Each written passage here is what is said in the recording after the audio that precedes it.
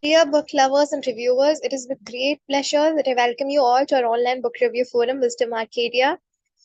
Thank you for joining us, and I wish you all insightful discussions and enriching experience throughout the forum. For today's book review, we have Trisha, who's going to review two books which are from different genres and has a distinct touch to it. For the first book review, she'll be reviewing Thomas Hardy's The Mayor of Casterbridge. All the best, Trisha. Thank you, Sashi. And yes, initially we had some technical issues, so pardon us. So, yeah, thank you so much, Sashi, for the wonderful intro. And it was very concise and brief and really clear. And yeah, now I'll be doing like a very extensive reviews on two books. One is The Mayor of Casterbridge, written by Thomas Hardy. And the next is the books Mahagada, 100 Tales from the Puranas by Satyarth Nayak. So this book is the book which I recently read, and the Thomas Hardy book, The Mayor of Casterbridge. This was something I became familiar with through my, curriculum actually. Yeah, and I love the book. I'm a huge fan of Thomas Hardy, and especially I have reviewed the book Tess of the Doubles, which is also like a very seminal work done by him. So yes, first for the first review I'll be doing The Mayor of Casterbridge by Thomas Hardy. So this book has the line as The Mayor of Casterbridge, a story about a man of character. So it's like how to say this book, it takes place during the Victorian age, obviously, but I would say there is this transition from Victorian age to industrialization and the urbanization. So this book is so good at unveiling the society of England during that particular time phase. So yes, I will start with a brief summary. So the summary is that the main character, Michael Henchard, he is a guy who has like a very, how to say, uh, self, how to say, he's very, very, noble and everything, but there are times where he loses himself. He's like a tragic character. This type of character you see in tragic epics like Iliad, Odyssey, and even Shakespearean tragics. The tragic hero, he has a tragic flaw. He's someone who's noble but has a tragic flaw. So this character, Michael Henchard, he's like that, and the story begins with how he, sells his wife and daughter, wife Susan and daughter Elizabeth Jane, because he was drunk and everything, and he was not in his right mind, for 5 guineas to a guy named Nuisance. Nuisance. That's how the pardon my throat. I'm not well, so yeah. In case you can't understand me, kindly, you're welcome to interrupt me and say that you don't understand it. I'm very, very, how to say, I'm very welcoming to, clear any doubts. So yes, nuisance. So this guy ensured he sells his wife and his daughter for 5 guineas to this guy Newson, and that's how the story starts. For the next 21 years, this particular event will haunt him and will shape his life for the years that's forthcoming. So, after 18 years, the novel, the main plot takes place 18 years later. So that's when he, becomes the mayor of Casterbridge, which is like a fictional city. It's not an actual city. So Casterbridge is a fictional city where he's the mayor after 18 years. And, there is a moment where he regrets, selling his wife. Right after, the next day, he will regret it, but it's too late and he just moves on with his life. And during the time when he was like, separated from his wife and children, he is involved with a woman named Lucetta. So these kind of, actions done by him, it eventually leads to many consequences and the occurrence of characters like Donald Farfrae, 18 years later when he's the mayor of Casterbridge. This new, very young man, he represents the industrialization, urbanization because he introduces new farming techniques which will earn him a very good name. He will start replacing Michael Henchard, and this causes like a rivalry between the two of them. And the thing is, after 18 years, Susan and Elizabeth Jane, they return to Michael Henchard. They say that, Newson had died and they stay with him. And Elizabeth Jane, she has like an attraction to Donald Farfrae and they hit it off. But here's the thing though, eventually, things become very complex and I don't want to spoil the plot too much. I want you to, read it. So I will be analyzing the novel, yes, but I'm gonna make it as spoiler free as possible. So yeah, the thing is, this guy, Donald Farfrey, he, represents the modernization. I said right. So this novel's main theme, traditionalism versus modernization. These two features are shown through the character Michael Henshard and Donald Farfrey. So eventually, there is a huge clash between them, and because of that, lots of events happen. Like Michael Henshaw will lose everything. He will lose his position as a mayor. He will lose his respect. He'll lose his properties. He'll even lose the woman he, loved. Because at one point, Lucetta, the woman he was involved with, she will marry Donald Farfrey. So it's like, how to say, really, really, really very intrinsic. And the thing with Thomas Hardy, he, is a Victorian realist. Is his core is that he's a Victorian realist.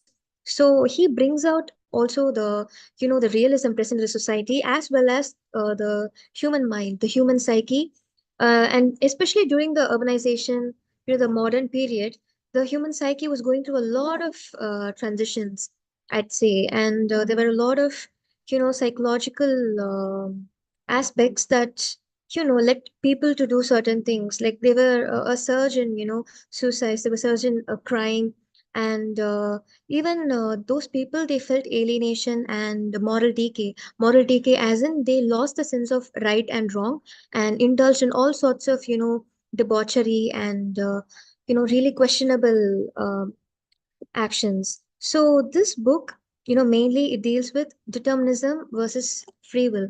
So determinism is where, it is a belief that your fate plays a vital role in what happens in your life. But free will is that your actions also contribute to that, that you can actually change the course of your fate. Like whatever is meant to, happen through your actions. So this particular theme, it is reflected in this novel through Michael Henchard. Though Michael Henchard, he like I said, has tragic flaw, right? His main tragic flaw is letting his jealousy get to his head. He indulges in hedonistic lifestyle, and because of that he loses his wife and children. He uses I mean Wife and child. He loses eventually everything he loses. And at the end of the day, though the book says man of character, it is justified because he has that endurance, the endurance of a classic tragic hero. He goes through a lot of unfortunate events, but he stands very strong. He doesn't let those events break him. He's like eventually he faces his fate. Eventually he accepts that the actions which he did eventually gave the consequences that he's facing right now, and that it shows his resilience.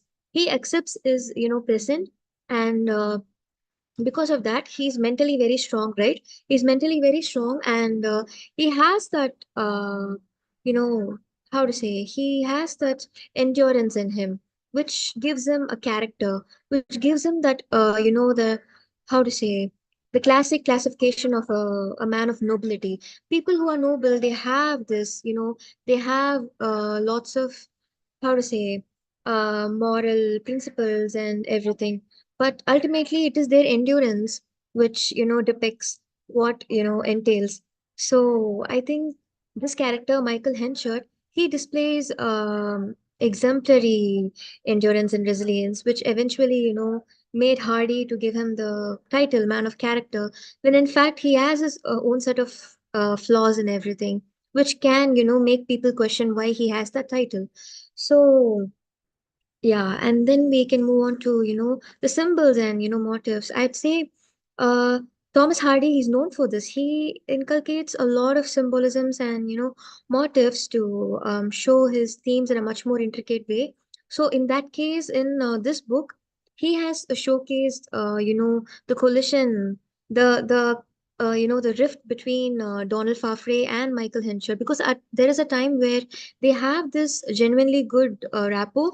It's like a mentor and student relationship, right? That's how they are, because Donald Farfrae works as a manager in Henchard's company, and Henchard actually likes him initially until he becomes a threat. to his position, and he has this inferiority complex. So because of that, there is a moment where the wagon, the wagon of Henchard and Donald Fafe, it goes through a collision. It's very symbolic to what happens between them. There's a huge rift because at one point, from going to being like Karna and Duryodhana to literally being haters, like enemies. They hate each other so much, but eventually at one point, Donald Fafe himself realizes, Henchard intentions and everything. At the end of the day, he too has a lot of evolution. He too goes through a lot of developments, but it's too late because by the time he realizes that, and Henchard will already be dead. So he dies at the last. He's a tragic hero, like I said. So every tragic hero, they face the downfall, and that downfall, it's usually a death. So just like how you know how to say, Achilles, even Achilles in Iliad, he is a tragic hero for me. Though people will say, Patroclus, even Patroclus, there are lots of tragic heroes in Iliad. It's a huge epic. So likewise, I can see parallels here. So I can see parallels here with Henchard. Henchard, he has his tragic flaws, but eventually, leads to his death. So with this, the novel, it comes to an end, but it also shows how he, despite being shown as a man of character and despite, the flamboyant way he used to live his life, eventually he died a very quiet life in a country house where he, even his last wish was for like no one to, remember him or remorse for him. It's like he wanted to be erased from, from the earth, from the people's minds. That's how much he, regrets his actions. He has a consciousness. So which maybe, can justify the man of character title again. So it's like how to say, like every other human, he gave into his desires, and he gave into temporary satisfactions, but eventually it brought him the consequences, and through that consequences he understood harsh lessons that eventually led him to evolve as a character and as a man. So yeah, this book, I'd say it's a really really good read. And Thomas Hardy's language, he uses lots of intricate descriptions of nature because he's like he is one of the foremost writers of romanticism. So he's also very much influenced by Charles Dickens and Charlotte Bronte. So his writings also reflect that. So the same intricateness that Dickens has, the same imagism that Charlotte Bronte uses in her works, same like that. Even Thomas Hardy, he uses those kind of imagism and intricate descriptions to how to say, make the readers uh, get an accurate sense of what's happening in the book and how the characters are, even the characters mindset and mentality, even that is explained in a very detailed manner. So I'd say his writing, it'll take some time to get used to beginners. So I'd say for people who are beginning to read books, I'd say start with the basics and eventually go to this. But for people who are like very much into books and you've been reading for a while, you can definitely gain a lot through this. And it will be a very refreshing experience for people reading this book. And we can also explore more, I guess, even the classism. There is a symbolism, the bridge where one is made of brick and one is made of stone.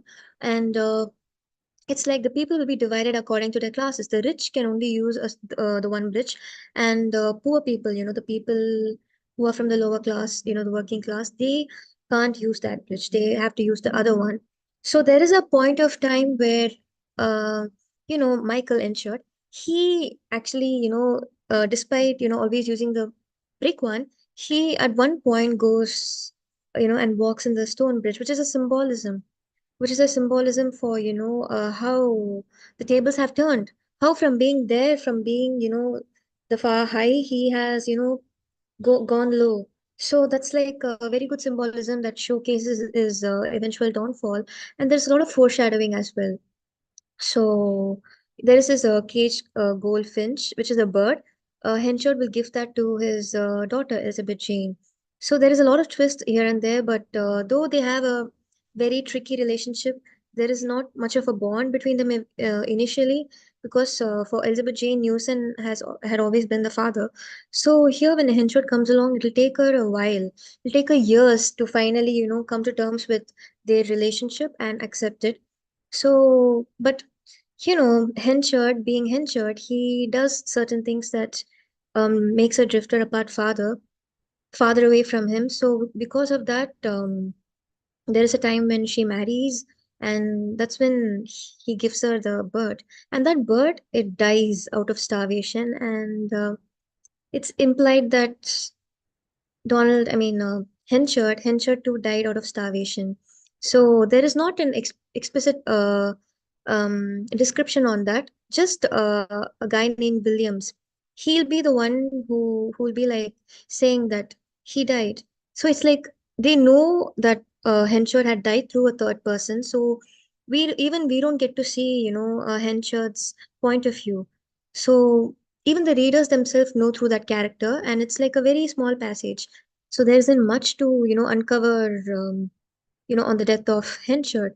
So eventually there is also the value of good, reputation and everything. There is the skimity, right? When the people get to know about Lucita, because Lucita she's a very forward woman. She has multiple affairs with men and everything.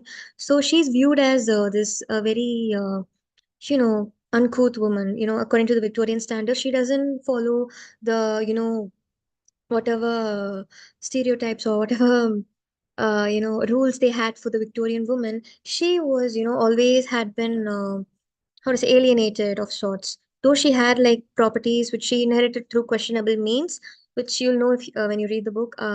She People who communicate with her, who are friends with her, will also be questioned, which happens to Elizabeth Jane. There is a time when Elizabeth Jane and Lucita, which this is very ironic. Lucita is a woman who her father had an affair with, but eventually she doesn't know that. Obviously, she doesn't know that, and they connect, and they'll be there. And Lucetta actually marries Donald Farfley afterwards, who's the lover of Elizabeth Jane. So there is this lots of it's not even a triangle at this point. There's no love triangle, more like multiple triangles with multiple people. And it's like, I think, though I say it like this, I think in the book it's very fascinating because the complexities of human relationship is so much, like it's been delved into so much that it's like you get an idea about how it is, even though you've never experienced relationships in your life. You get an idea about how it is, and the way Hardy has brought that aspect into this book in a very simple and understandable way. It's very, very commendable. So, yes, there is that. And the skimity ride, which is a punishment where, the people will be, how to say, their respect will be tarnished. They'll be like, how to say, portrayed in a very, comic way.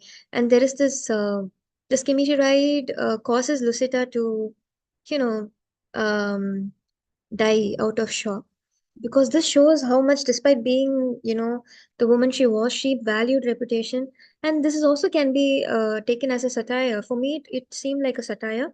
So here, it's like the skimity ride is like a prosecution. The people, they create like a huge group and go around the village with like something like a statue, or a picture depicting Henchard and Lucita together in a very questionable ways, and that causes her to like because her respect is something she valued so much, and she got that as well. She was a very confident woman, so that particular instant will cause her to how to say, she doesn't have the endurance of Henchard, obviously, but that's the end of that. Like Lucetta too dies out of after she loses her respect, and the same happens with Henchard. He too dies after you know losing everything, even his reputation, and he doesn't have anyone when he dies. Like there's only the servant who I told, right. He is the one who informs about his death to the people, and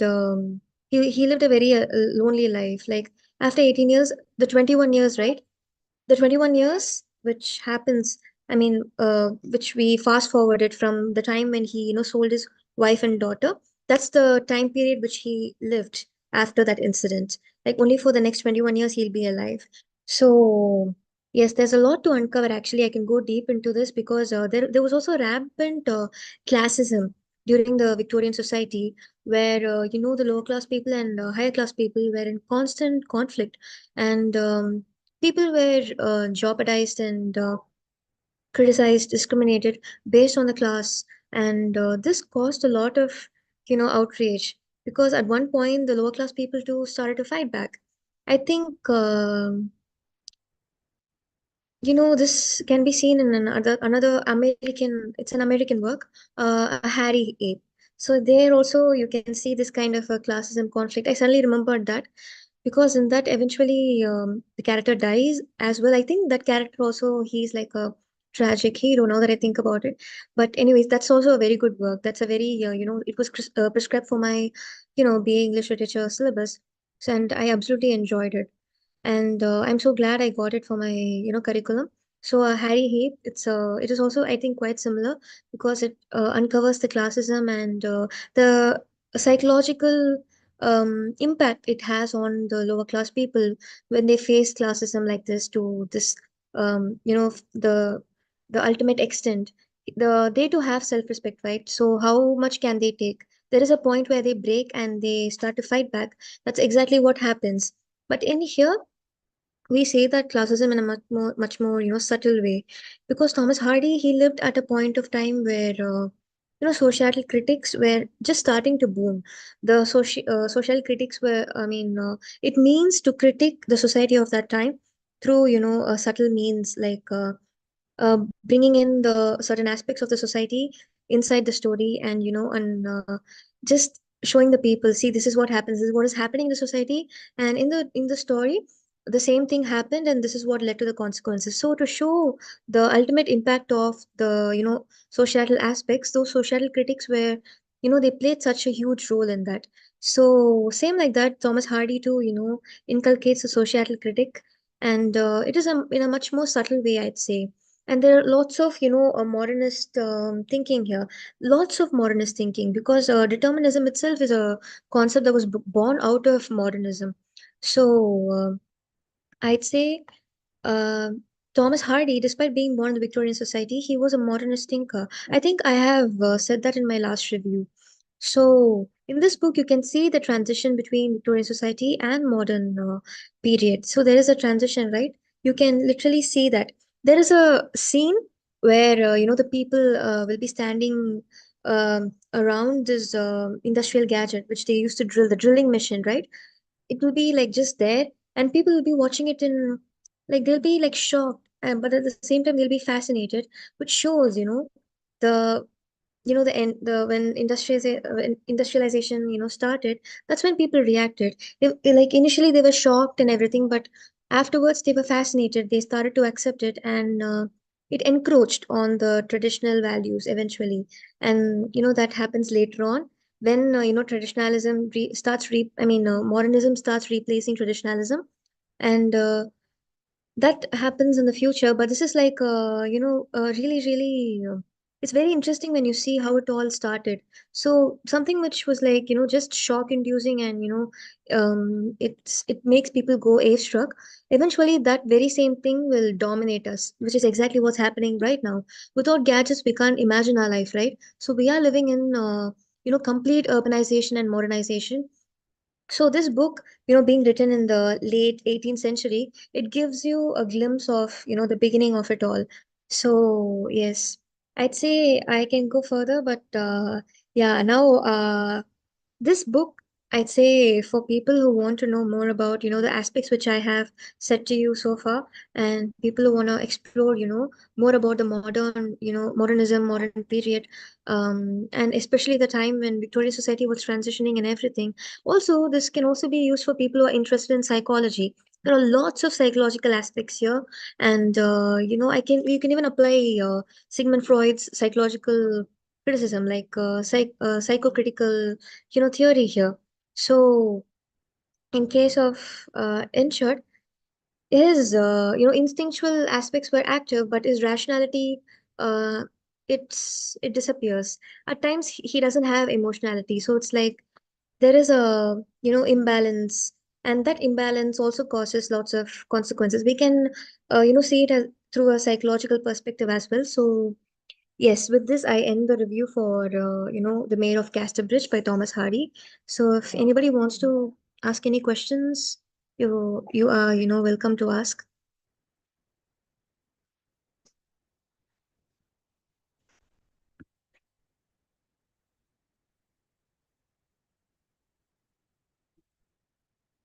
Mona, was I like very clear? Any doubts?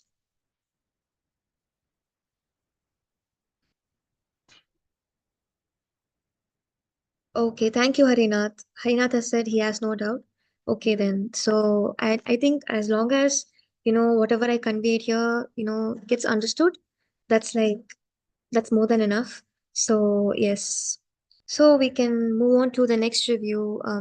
I shall move on to do the review for Mahakada, 100 Tales from the Puranas. It's like a compilation of different stories from various Indian Puranas. So this is written by Satyarth Naik. He's a contemporary writer, and he has written other works like A Kingdom's Riddles.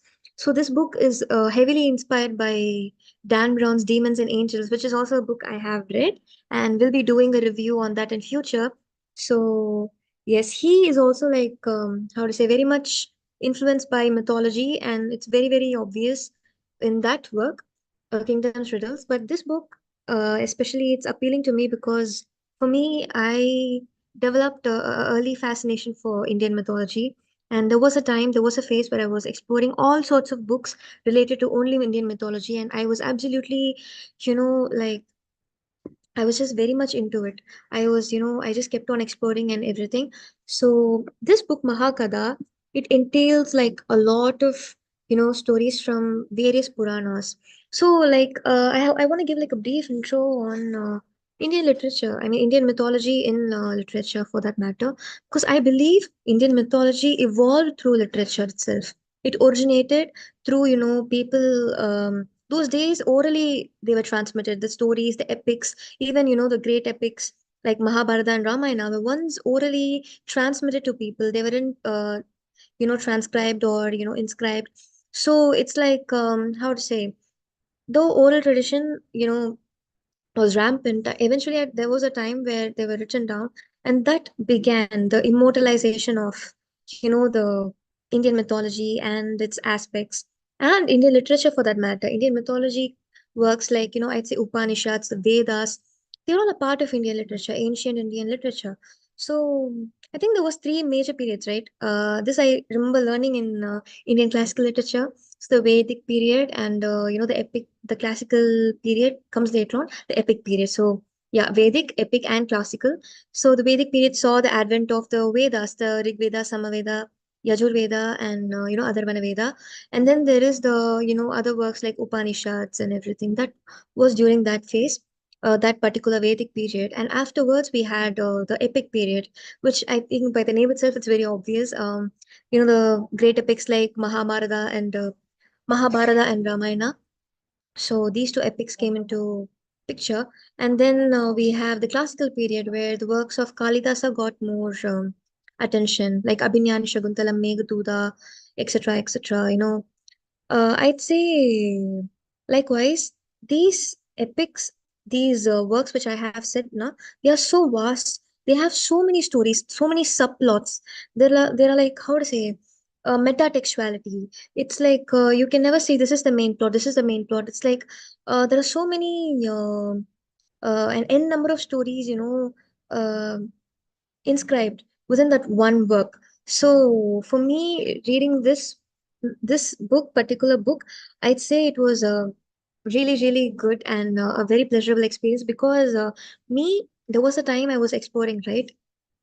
At that time, I, was reading all sorts of compilations, but they were in a much more simple way because I was like maybe 10 or 11. And according to that, the proficiency which I had at that age, the language proficiency, depending on that, I chose the books. But now this is like, there are 100 stories, exactly 100 stories, and from various Puranas. It's like there are stuff which I missed out. I know Mahabharata, I know Ramayana, I know about, I have an idea about the Vedas and everything. And I even know the works of, Kalidasa, Abhinyan, Shakuntala, and Meghaduta.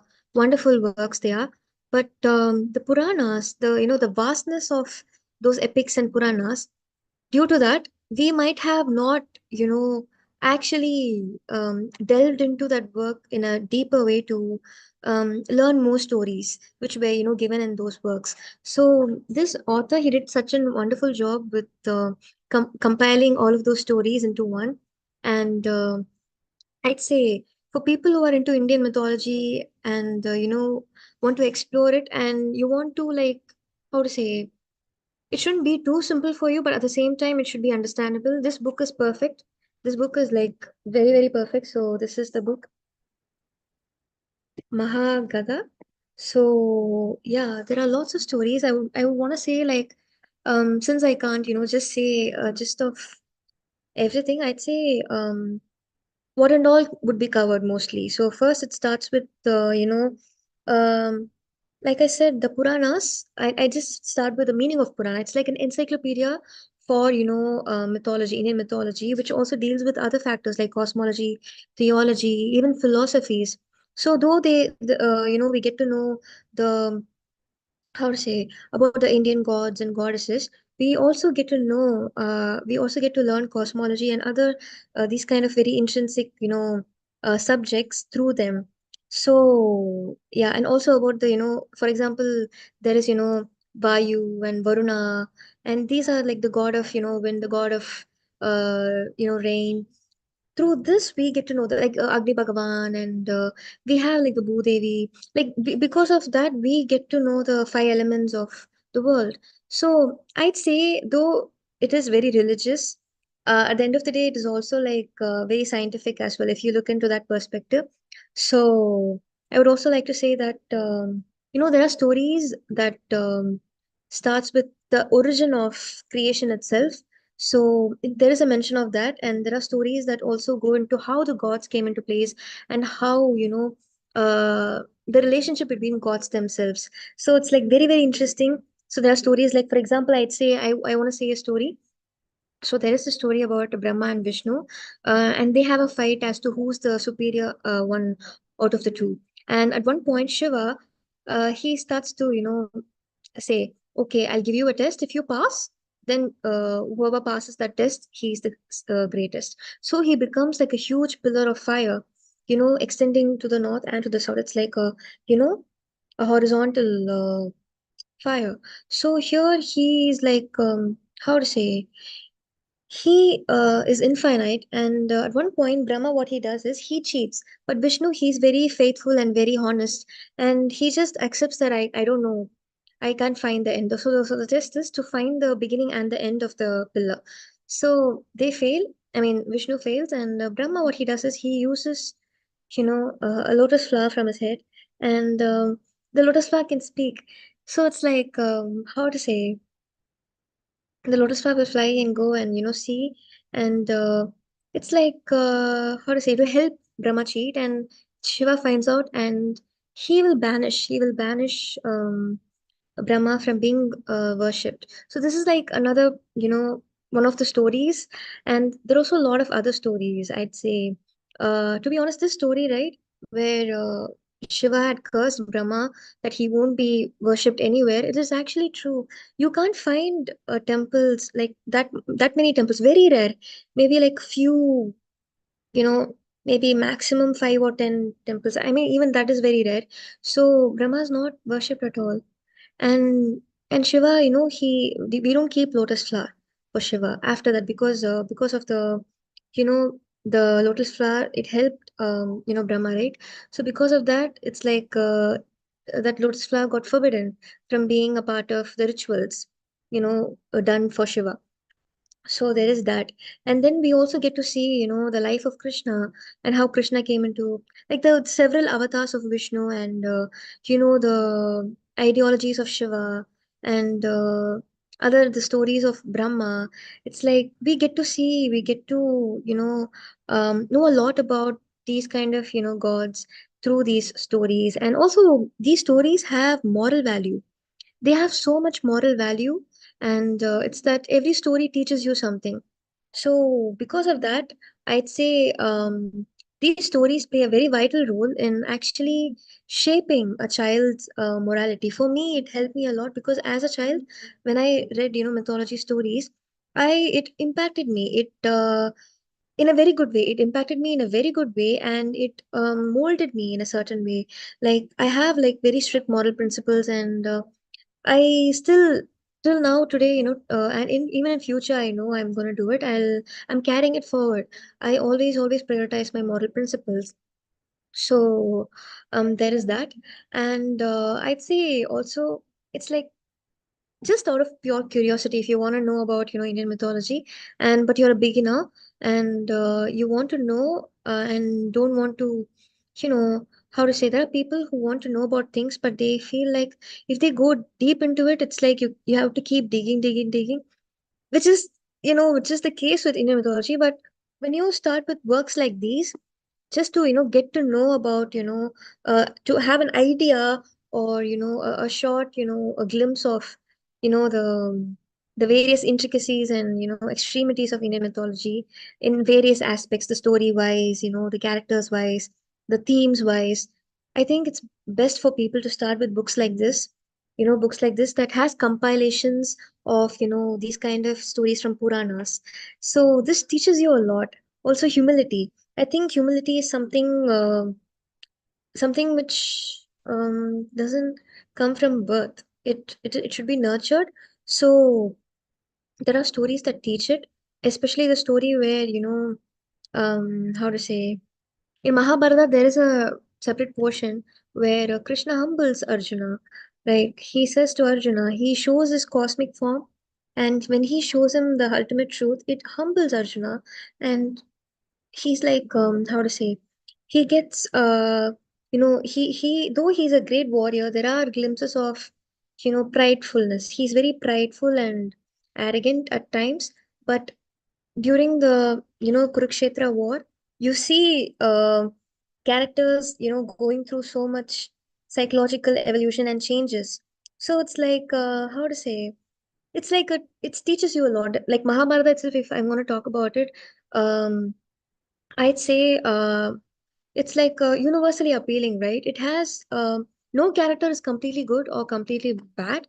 It's like they're all morally gray. They are all flawed, and that makes it more relatable because as human beings, I'd say I'm not perfect, and I have my own flaws as well, own set of flaws. And but the thing is, I strive to be a better human.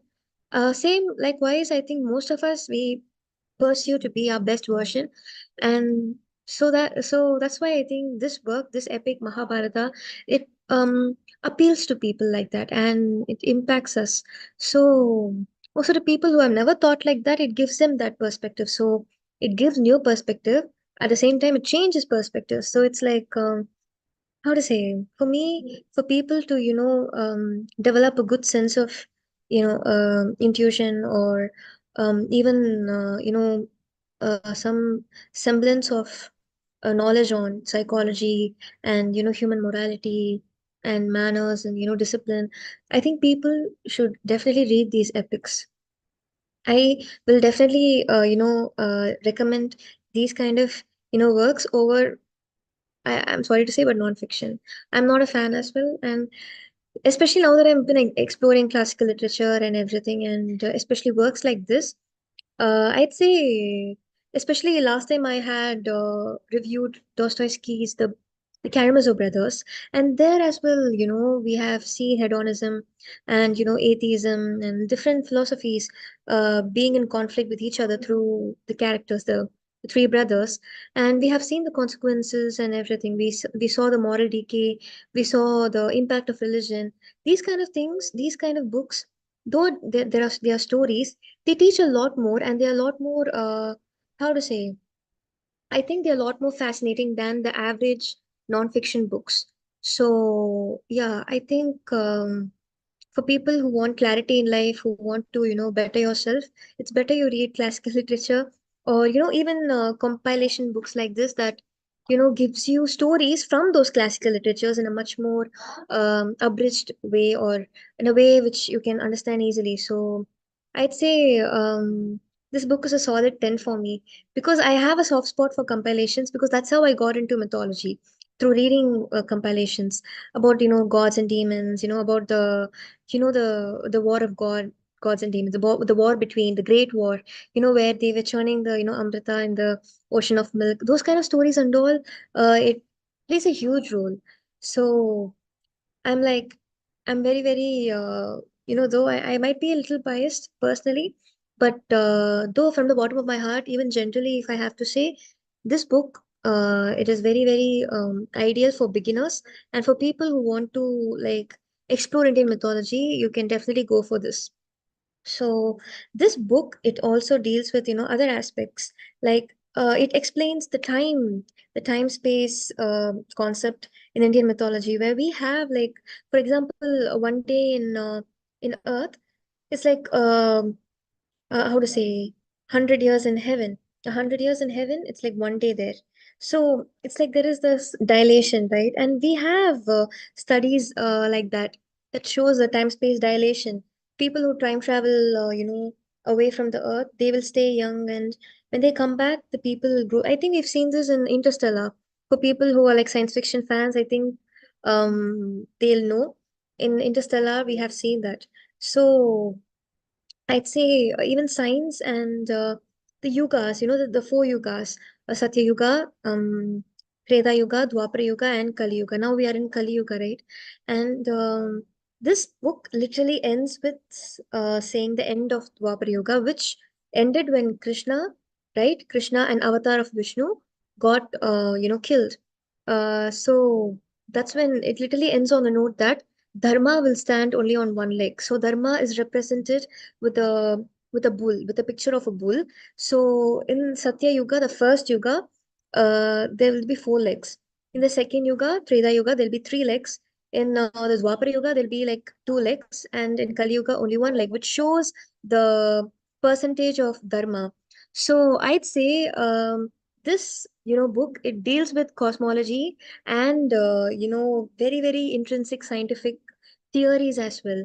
So there is a time when in class there was a time when one of my professors, they had said the the scene where the warriors in Mahabharata, they fight, every time they say some mantras, and then they they attack with the bow and arrow, then some elements will come like water, fire, and it's been proven that like it is possible. Actually, those are all just formulas.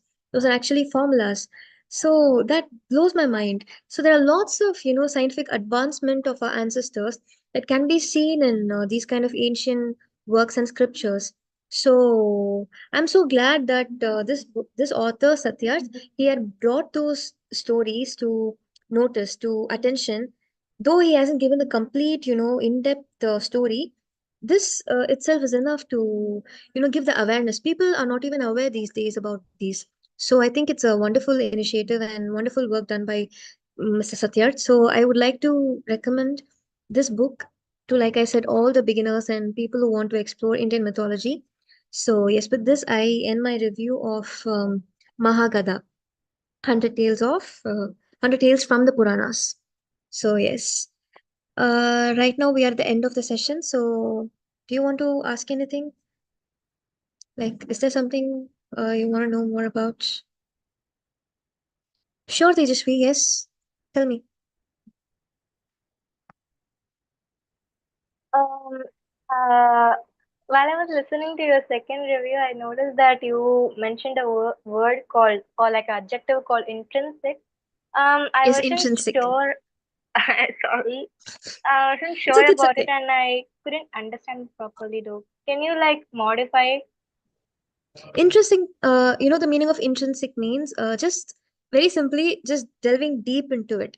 Like, not leaving anything out.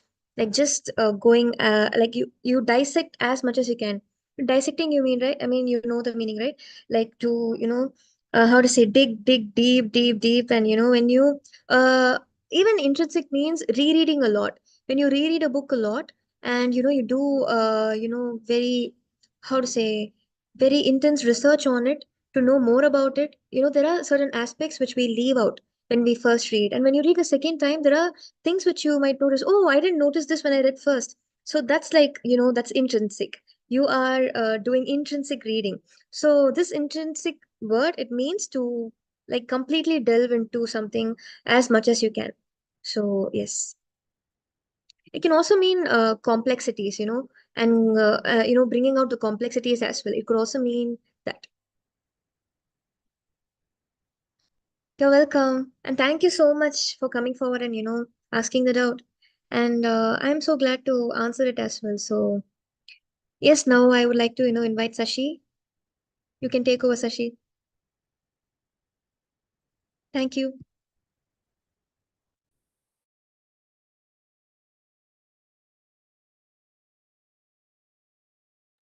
Thank you so much, Trisha. Both of your reviews were wonderful, and thanks for clarifying, her doubt. And I really love that you took Mayor of Casterbridge because it's one of a classic, novels of Thomas Hardy. It deals with social realism and, as you said, psychological aspects as well. Nowadays, I guess people have, not are much more into contemporary novels that they often forget to touch and, learn of conventional and classic novels. This is one of a very great piece, and I hope that people who have attended today's review read of it. And also, please do check other novels of Thomas Hardy, guys. It's a very he's very good, great writer, and we had him in our last semester. It was one of a compelling read. I guess you will also love it. And thanks for joining today. And I again thank Olivanan sir, for giving us this opportunity and this platform to enrich reading and meet fellow bibliophiles. I'll also thank Trisha for taking up two reviews today, even though she's kind of busy with other works. She initiated to do two reviews, and I hope you all had a very enriching session today. You hope you all gained something knowledgeable from this forum today. And I'll also welcome you all to the next forum, next review forum. You'll be given a platform to talk about your யூடியூப்ல personal stream ஆகும். and to talk about your perspective and learn more. Thank you guys. Thanks for joining today, and thank you Olivanan sir, and thanks everyone. And I thank Wisdom Arcadia co-committee as well. Apparently, due to other inconvenience, they couldn't join. Jai Krish and Hari Priya. Thank you guys, and thank you Trisha, and I thank everyone once again. Thank you for joining.